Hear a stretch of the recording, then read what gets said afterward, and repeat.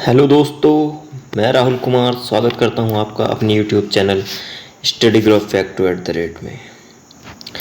UPTGT पीजीटीआर की class में जो हमने अब बंगाल शैलिया कलाकार पढ़ रहे हैं, जो आधुनिक भारतीय कलाकार हैं, उसमें कल की क्लास में हमने पढ़ा था असित कुमार हलदार को, उससे पहले पढ़ा था हमने नंदलाल बोस को, उससे पहले पढ़ा था हमने अविंद्रनाथ टैगोर को, और आज की क्लास में हम पढ़ेंगे ईवी हेवल को। ईवी हेवल का पूरा नाम है अर्नेस्ट विनफील्ड हेवल, जो क्या थे, एक यूरोपियन कला इतिहासकार थे जो ब्रिटिश सरकार में थे और भारत में क्या थे, मद्रास के government college of Calcutta Madras के जो थे प्रिंसिपल थे, और आपके कलकत्ता कला विद्यालय के भी प्रिंसिपल थे।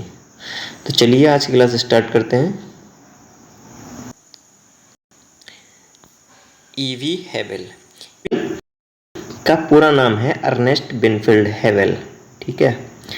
ईवी हेवल का जन्म कब हुआ था? तो 1861 को हुआ था। मृत्यु कब हुई थी? तो 1934 को इनकी मृत्यु हुई थी। और 1861 में किसका जन्म हुआ था? रविन्द्रनाथ टैगोर का भी 1861 में ही जन्म हुआ था, ठीक है। रविन्द्रनाथ टैगोर कौन थे? अविंद्रनाथ टैगोर के चाचा थे। और गगनेंद्रनाथ का हुआ था 1867 में, जो अविंद्रनाथ टैगोर के बड़े भाई थे। नेक्स्ट देखते हैं। ईवी हेवल एक ऐसे अंग्रेजी कला समीक्षक थे जिन्होंने न केवल भारतीय कला समीक्षा की दशा बदली, अपितु आधुनिक भारत के सांस्कृतिक पुनर्जागरण को एक परिपक्व स्थान दिलाया। क्या हुआ कि जब भारत में ब्रिटिशों का राज चल रहा था, तो उस समय जब कलकत्ता कॉलेज में, भारत में 4 कॉलेज खोले गए। एक आपका गवर्नमेंट कॉलेज ऑफ मद्रास खोला गया, फिर आपका गवर्नमेंट कॉलेज ऑफ कलकत्ता खोला गया, जे स्कूल ऑफ आर्ट मुंबई खोला गया, और आपका लॉर्ड मेयो कॉलेज जो है आपका लाहौर में, वो 4 विद्यालय उस टाइम भारत में खोले गए। 1850 में, 1854 में, 1857 में और 1875 में, ठीक है। तो उस समय जब ब्रिटिश जब की रॉयल एसेटेक लंदन का जो सिलेबस था, तो वो इन कॉलेजों में पढ़ाया जाता था। तो इस चीज़ को देखकर ईवी हेवल को बड़ा ही हरास हुआ कि जो भारत की कला थी वो क्या हो रही थी, धीरे धीरे वो उसको कुचलते जा रहे थे। भारतीय कला का क्या हो रहा था, जो है एक तरीके से हिरास होता जा रहा था कि उस पर ध्यान नहीं दिया जा रहा था, जो भारत के लोग ही उसको नुकसान पहुंचा रहे थे, ठीक है।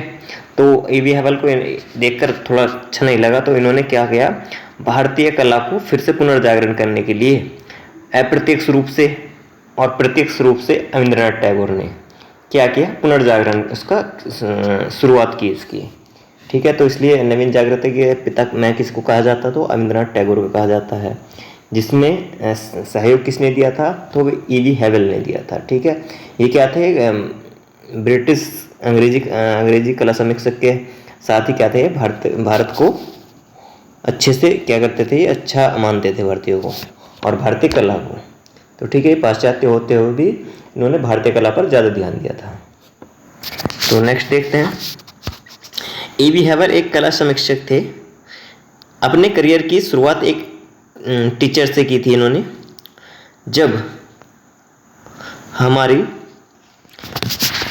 चित्रकला विलुप्त होने लगी थी, तो इन्होंने संसार का ध्यान हमारी भारतीय चित्रकला संस्कृति की ओर आकर्षित किया था। क्या किया था? जब हमारी भारतीय चित्रकला विलुप्त की ओर थी, ठीक है। तो यानी कब थी? जब भारत में कंपनी, मुगल शैली के बाद कौन सी शैली आ गई थी? तो कंपनी शैली आ गई थी। कंपनी शैली और पहाड़ी शैली, ठीक है, वो साथ साथ चल रहे थे। तो कंपनी शैली जब भारत में आ गई थी, तो उस समय क्या हुआ था, जेनर चित्र बनने लगे थे, और जो था टेल माध्यम जो है भारत में शुरुआत हो गई थी, जिसके भारत में किसने की थी? तो भारतीय जो थे राजा रवि वर्मा थे, और श्री गणेश करने वाले तेल रंग के वो थे टीली कैटल। तो क्या हुआ था, जब उस टाइम पर भारतीय कला क्या हो रही थी, विलुप्त हो रही थी, तो उसको इन्होंने संसार का ध्यान हमारी भारतीय चित्रकला संस्कृति की ओर आकर्षित किया, ठीक है। कब किया? जब ये कलकत्ता कला विद्यालय में मद्रास विद्यालय से ट्रांसफ़र होकर आए थे 1896 में। तो उस समय क्या थे, अविंद्रनाथ टैगोर उसमें शिक्षा ले रहे थे और वो वाइस प्रिंसिपल थे। तो उन्होंने देखा जब जो रविंद्रनाथ टैगोर थे वो अच्छा चित्रण करते थे और उनके चित्रों में भाव अच्छा था और वो भारतीय चित्रकला पर अच्छा ध्यान दे रहे, तो उन्होंने वो भी इस टाइम क्या कर रहे थे, भारतीय पाश्चात्य में ही काम कर रहे थे। तो उन्होंने उनसे कहा था कि आप अपनी भारतीय चित्रकला को जागरूक करो, ठीक है। तो उन्होंने अप्रत्यक्ष रूप से ए.वी. हेयल ने और प्रत्यक्ष रूप से रविंद्रनाथ टैगोर ने क्या किया था, भारतीय चित्रकला का पुनर्जागरण जो शुरू किया था। और ए.वी. हेयल के बाद जो प्रिंसिपल बने थे वो रविंद्रनाथ टैगोर बने थे 1905 में, और 1910 तक ये प्रिंसिपल रहे थे कलकत्ता कला विद्यालय के, ठीक है। जो हमारी भारतीय चित्रकला है उसका संबंध ए.वी. हेयल ने आत्मा से बताया है, लेकिन जो पाश्चात्य चित्रकला है, वेस्टर्न आर्ट का संबंध भौतिकता से बताया है, सांसारिक से बताया। किससे बताया? भौतिकता से बताया है और सांसारिक से बताया। और हमारी भारतीय चित्रकला का संबंध किससे बताया है? आत्मा से बताया है।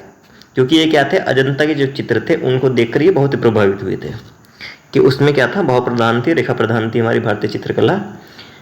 तो उसमें क्या भाव देखा इन्होंने, आत्मा का क्या था, आत्मा बताया इन्होंने उनके चित्रों को देखकर, ए.वी. हेयल ने। और पाश्चात्य चित्रकला में क्या बताया इन्होंने, संबंध भौतिकता से बताया और सांसारिक से बताया। नेक्स्ट देखते हैं, भारतीय चित्रकला के पुनर्जागरण के प्रेरणा स्रोत माने जाते हैं। कौन माने जाते हैं? ए.वी. हेयल। प्रेरणा स्रोत, पुनर्जागरण की प्रेरणा स्रोत कौन माने जाते हैं? ए.वी. हेयल।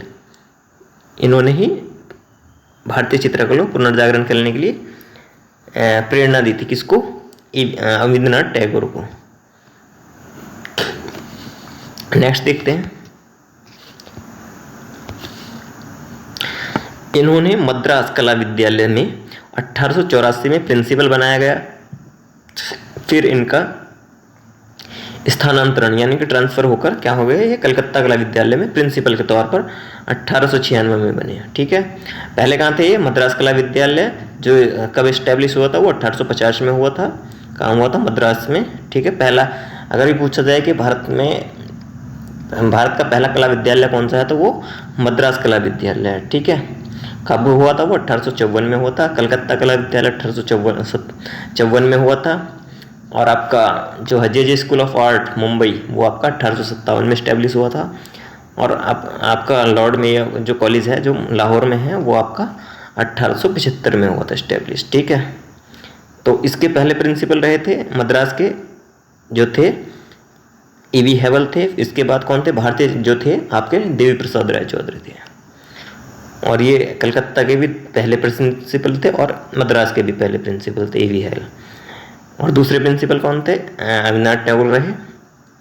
और जो मद्रास में रहे वो आपके देवी प्रसाद रहे, ठीक है। तो ये क्वेश्चन भी बहुत आता है कि वह प्रथम भारतीय प्रधानाचार्य कौन थे, ठीक है, मद्रास के, ठीक है। तो कौन थे? देवी प्रसाद राव चौधरी। यह कॉलेज से पूछ लेता है कि देवी प्रसाद राव चौधरी किस कला विद्यालय में प्रधानाचार्य थे, ठीक है।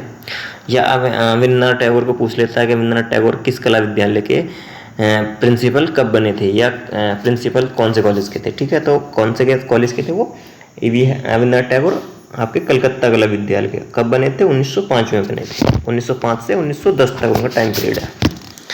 नेक्स्ट देखते हैं, मद्रास कला विद्यालय को अंग्रेजों ने 1850 में स्थापित किया।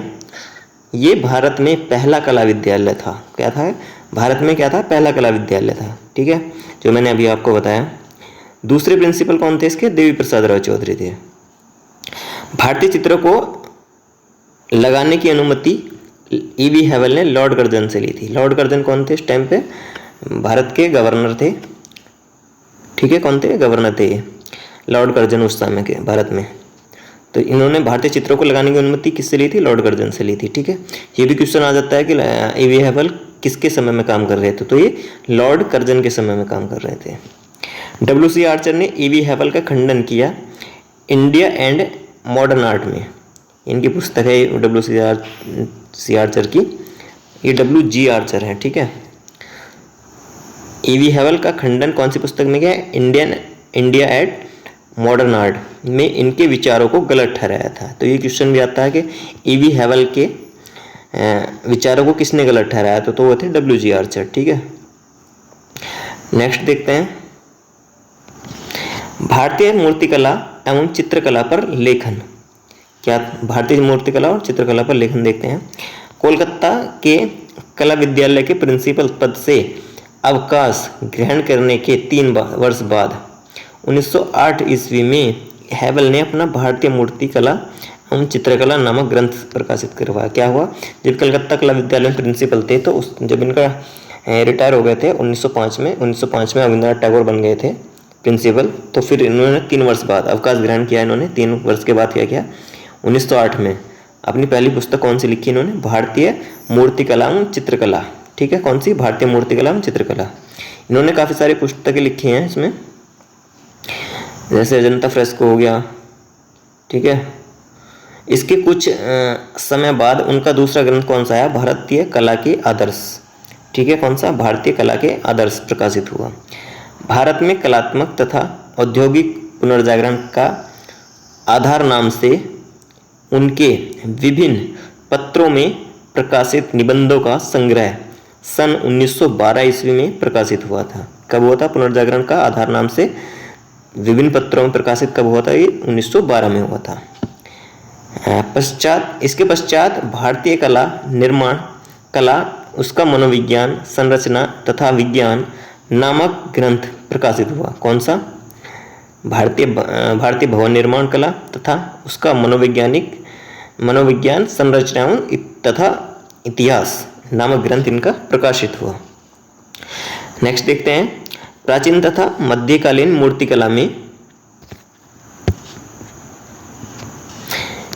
मूर्तिकला में आपने इसी विषय पर कुछ और उत्तर प्रस्तुत किया। क्या किया, आगे देखते हैं।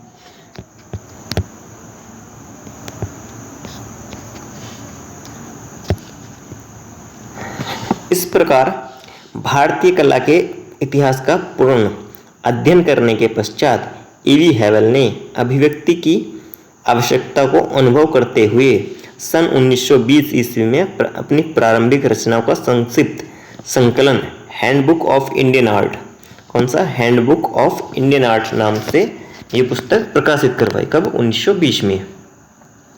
इसके 4 वर्ष बाद इन्होंने भारतीय कला में हिमालय, कौन सा, भारतीय कला में हिमालय प्रकाशित हुआ। उन्होंने 2 ऐतिहासिक ग्रंथों की भी रचना की है। कौन से, एक लेख के रूप में अपनी पुस्तक, पहली पुस्तक कौन सी, ऐतिहासिक ही लिखी थी। कौन सी, वह थी पवित्र नगर बनारस। ठीक है, कौन सी, पवित्र नगर बनारस, जो 1905 में प्रकाशित हुई थी। उनका दूसरा ऐतिहासिक विषय ग्रंथ कौन सा है, भारत में आर्यों का शासन। ठीक है, कौन सा है, भारत में आर्यों का शासन, जो 1918 में प्रकाशित हुई थी। नेक्स्ट देखते हैं, हैवल ने कला समीक्षा के लिए एक ऐसे गद्यशिल्प का विकास किया जो कथ्य की दृष्टि से जो तो समृद्ध था ही, साथ ही उसमें भारतीय कला परंपरा की संवेदनशील काव्यात्मकता भी मौजूद थी। ठीक है, ऐसे गद्यशिल्प का विकास किया था इन्होंने। इस प्रकार ईवी हैवल ने भारतीय लघु चित्रों, प्राचीन मूर्ति शिल्पों तथा अन्य कलाकृतियों की समालोचना करते हुए अपनी मौलिक कल्पना एवं विवेचना शक्ति को काम में लिया इन्होंने। ठीक, और नए शब्द नई भाषा समृद्ध किया इन्होंने। कला समीक्षा को भी नए आयाम दिए, जिसमें दर्शकों एवं पाठकों के सामने उसका महत्व दर्शा सके। नेक्स्ट देखते हैं, ईवी हैवल की पुस्तकें जो इन्होंने लिखी हैं। ठीक है, जो बहुत बार हर एग्जाम में पूछी जाती हैं। तो पहली हिस्टोरिकल बुक कौन सी है इनकी, तो पवित्र नगर बनारस है। तो ये क्वेश्चन बहुत आता है कि पहली ईवी हैवल की पहली हिस्टोरिकल बुक कौन सी है, तो आपकी पवित्र नगर बनारस है। ठीक, सेकंड कौन सी है, भारत में आर्यों का शासन 1918 में इस्टेब्लिश हुई। भारतीय मूर्तिकला एवं चित्रकला 1908 में इस्टेब्लिश हुई। भारतीय कला के आदर्श 1921 में इस्टेब्लिश हुई। भारतीय कला में हिमालय 1904 में इस्टेब्लिश हुई। द बंगाल पट, ये बहुत बार पूछी जाती है, ईवी हैवल की है। इंडियन आर्किटेक्चर ये भी ईवी हैवल की है। हैंडबुक ऑफ मॉडर्न आर्ट 1924 में लिखी गई। इंडियन स्कल्पचर एंड पेंटिंग, ये भी इनकी है, ठीक है। तो ये इनकी पुस्तकें थी। तो ये ईवी हैवल के बारे में आज हमने पढ़ा आज की क्लास में, और कल की क्लास में हमने पढ़ा था असित कुमार हल्दार को, ठीक है। तो वीडियो अच्छा लगा हो तो इसको लाइक करें और चैनल को सब्सक्राइब करें ताकि आपको हर वीडियो की नोटिफिकेशन मिलती रहे। और जो ये हमने आपको लिए आधुनिक जो कलाकार हैं, बंगाल शैली के कलाकार हम इस टाइम पढ़ रहे हैं, वो सीरीज चला रखी है। पहले हमने उससे पहले पढ़ा था जो है हमारी पाश्चात्य कला पढ़ी है हमने, वो हमने सारी कवर कर ली है बिल्कुल शुरू से और आखिरी तक, ठीक है।